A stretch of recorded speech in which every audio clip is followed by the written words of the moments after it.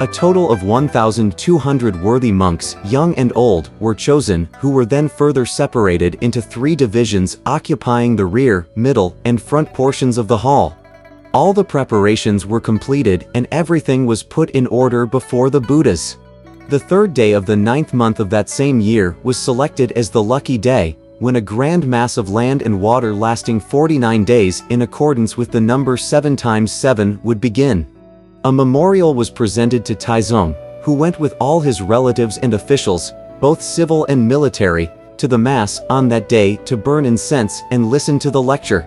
We have a poem as testimony. The poem says, "When the year star of Jingguan reached 13, the king called his people to hear the sacred books. The boundless law was performed at a plot of truth.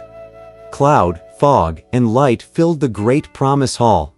By grace the king decreed this grand temple's right. Shell-shed gold cicada sought wealth of the west. He spread wide the good works to save the damned, and held his faith to preach the 3 modes of life. In the 13th year of the Jingguan period, when the year stood at Jisi, and the 9th month at Jiaxi, on the 3rd day, and at the auspicious hour of Guimao, Chen Shenzang, the great expositor priest, gathered together 1,200 illustrious monks. They met at the Temple of Transformation in the city of Chang'an to expound the various holy sutras.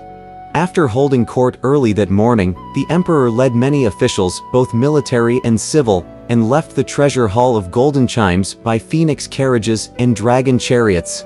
They came to the temple to listen to the lectures and raise incense. How does the imperial cortege appear?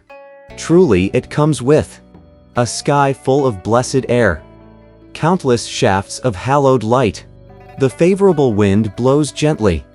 The omnific sun shines brightly. 1,000 lords with girdle jade walk in front and rear. The many flags of guardsmen stand both left and right, those holding gilt bludgeons and halberds and axes march in pairs and pairs. The red silk lanterns, the royal incense urn, move in solemnity. The dragons fly and the phoenixes dance. The falcons soar and the eagles take wing. This son of heaven's an upright sage. The righteous ministers are good. They increase our bliss by 1,000 years, surpassing Yu and Shun. They secure peace of 10,000 ages, rivaling Yao and Tang. We also see the curve-handled umbrella and robes with rolling dragons, their glare lighting up each other. The jade-joined rings, the phoenix fans, waving through holy mist, those caps of pearls and belts of jade, the purple sashes and medals of gold. 1,000 rows of soldiers protect the throne. 2 lines of marshals uphold the carriage. This emperor, cleansed and sincere, bows to the Buddha, glad to raise incense and seek virtue's fruit. The grand cortege of the Tang emperor soon arrived in front of the temple. The emperor ordered a halt to the music, left the carriages, and led many officials in the worship of Buddha by taking up burning incense sticks in their hands. After bowing 3 times, holding the incense, they raised their heads and looked around them. This was indeed a splendid religious hall. You see dancing flags and banners, bright, gleaming sunshades, dancing flags and banners fill the air with strands of flashing colored mists. Bright, gleaming sunshades glow in the sun as fiery bolts, imposing the gold image of Lokaji, Ha. Most awesome, the jade features of the arhats. Divine flowers fill the vases. Sandalwood incense burn in the urns. The divine flowers filling the vases adorn the temple with a brilliant forest of brocade.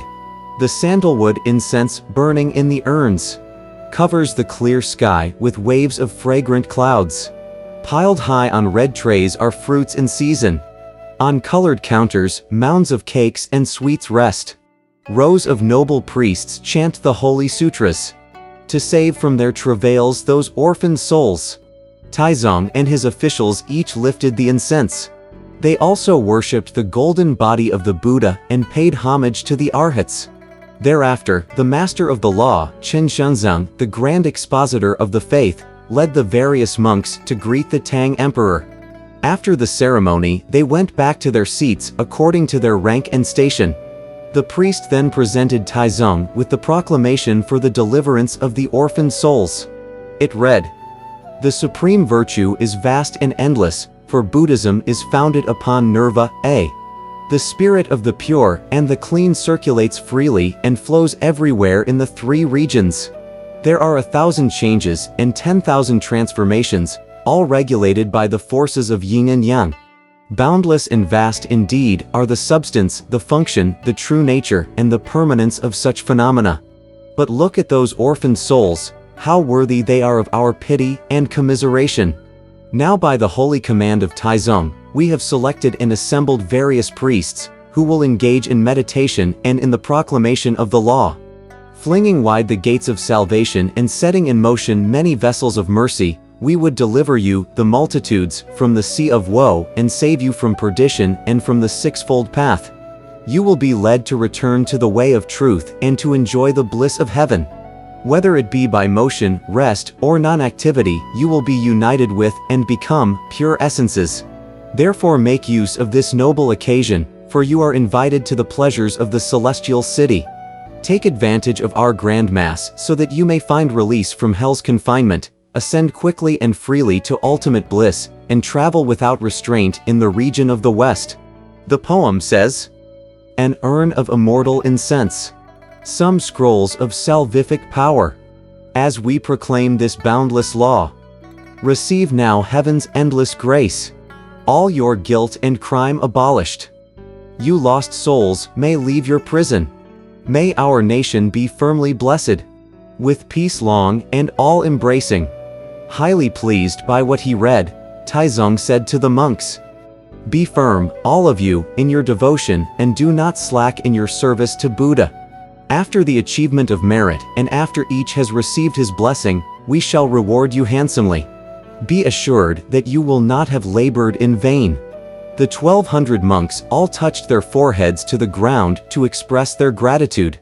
After the 3 vegetarian meals of the day, the Tang emperor returned to the palace to wait for the formal celebration of the Mass 7 days hence, when he would again be invited to raise incense.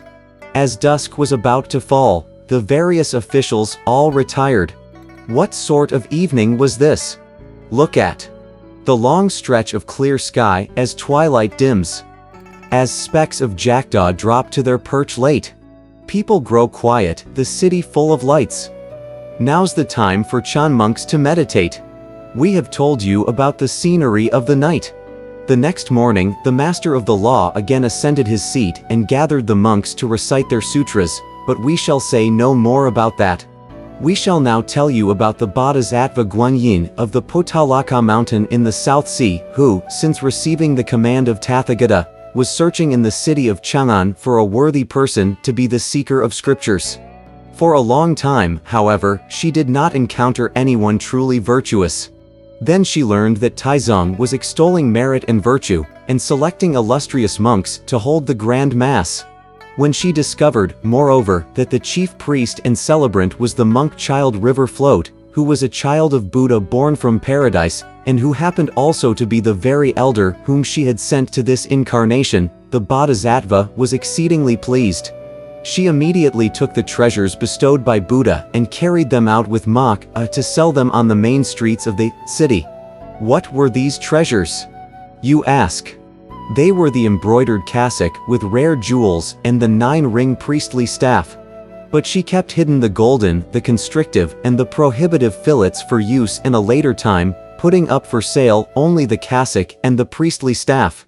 Now in the city of Chang'an there was one of those foolish monks, who had not been selected to participate in the grand mass, but who happened to possess a few strands of pelf.